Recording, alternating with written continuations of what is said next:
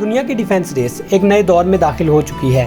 Supersonic से hypersonic technology तक हर मुल्क अपनी मिलिट्री ताकत को बढ़ाने में लगा हुआ है। इसी रेस में अब इंडिया ने भी एक जबरदस्त कदम उठा लिया है।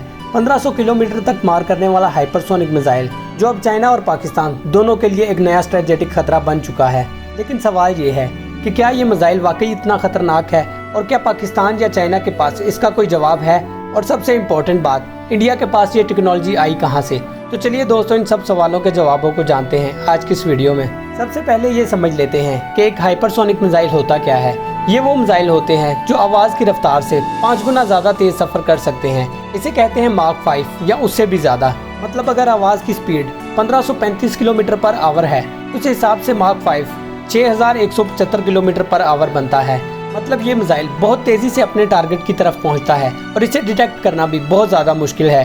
ट्रेडिशनल मिसाइल डिफेंस सिस्टम इसे रोक नहीं सकते।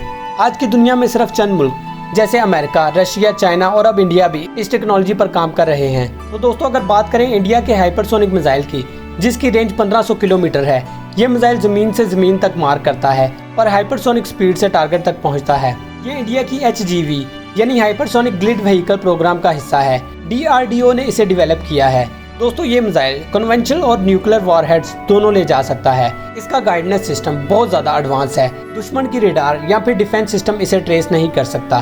तो दोस्तों, अगर इस मिसाइल की कुछ और टेक्निकल डिटेल्स को देखें तो इसकी स्पीड 6 से 8 माक तक हो सकती है, यानी आवाज़ से भी 6 से 8 गुना तेज़। और इसकी रेंज 1500 किलोमीटर बताई जा रही है, जो कि चाइना और पाकिस्तान दोनों तक आसानी से पहुंच सकती है।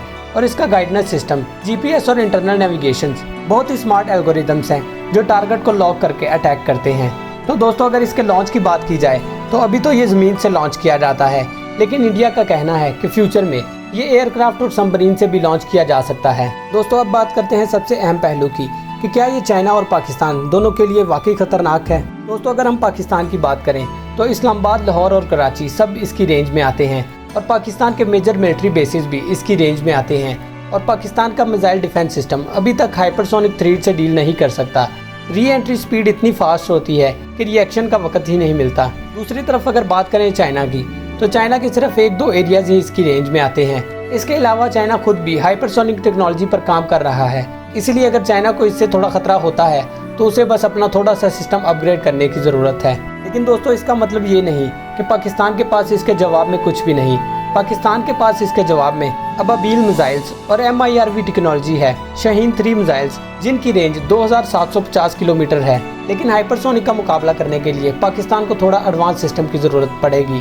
दोस्तों, चाइना के पास इसके जवाब में DF और JF हाइपरसोनिक ग्लिड व्हीकल सिस्टम है जो दुनिया भर में मशहूर है। चाइना के पास बेटर रेडार और सैटेलाइट ट्रैकिंग सिस्टम है, लेकिन फिर भी इंडिया की इस नई टेक्नोलॉजी से उन्हें अपना सिस्टम थोड़ा अपग्रेड करना पड़ेगा। दोस्तों, इंडिया के इस मिसाइल पर दुनिया भर की ताकतें भी नजर रखी हुई हैं। दोस्तों, अमेरिका इंडिया का स्ट्रेटेजिक पार्टनर है, लेकिन फिर भी हाइपरसोनिक वेपन पर अपना कंट्रोल चाहता है। इसके अलावा रशिया इंडिया का मिसाइल डेवलपमेंट पार्टनर है। ब्रह्मोस मिसाइल भी इन दोनों ने मिलकर ही बनाया था। दोस्तों, इंडिया की इस नई इजाद ने एशिया में आर्म्स की रेस को और भी बढ़ा दिया है। तो दोस्तों, आखिर में सवाल ये उठता है कि क्या इंडिया का ये मिसाइल एक गेम चेंजर हो सकता है।